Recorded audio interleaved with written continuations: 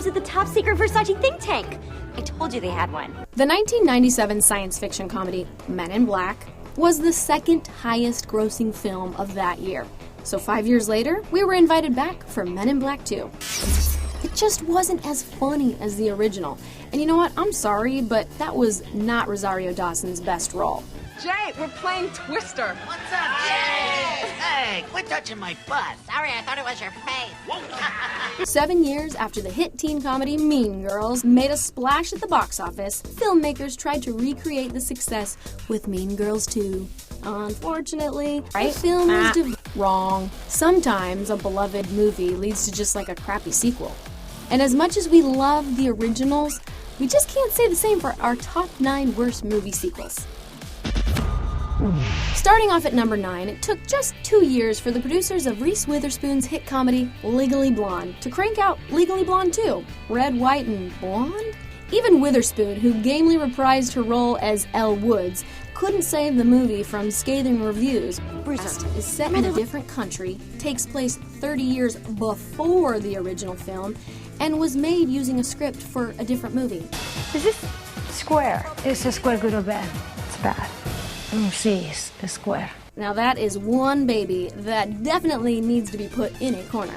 After The Hangover became the second highest grossing R-rated film, the original Plastics, and Tina Fey had taken her fetch writing skills over to NBC's 30 Rock.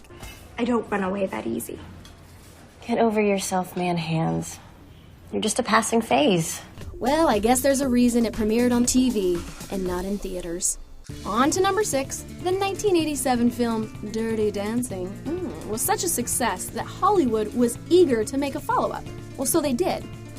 17 years later, Dirty Dancing, Havana Nights, has a completely different follow-up, so painful to watch. How do you feel about a push-up bra? How do you feel about a genital shocking taser gun? I'm open to it. Okay, here's a tip.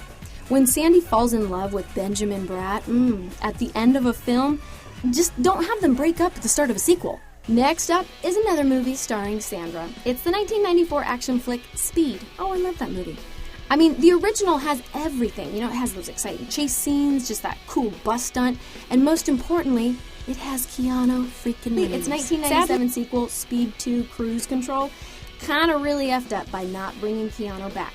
The most important thing is just for everybody just to stay calm. You don't even work on this ship. Oh, God, I've been in worse situations than this, and panicking does not help, trust me. Plus, a movie with speed in the title probably shouldn't take place on a slow-moving cruise ship. Finally, we're at our number 1 worst sequel. The 1978 musical. Producers decided to coast on that success by mailing it in with The Hangover Part 2. The movie's pretty much the exact same plot-wise. It's just in Thailand. You ever do anything that doesn't end up in a standoff, Chow?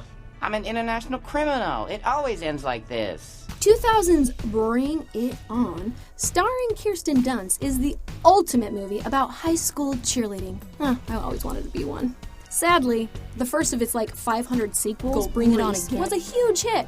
But 4 years later, Grease 2 was a huge miss. The reviews were terrible, and the only one who survived the critical massacre was the beautiful Michelle Pfeiffer.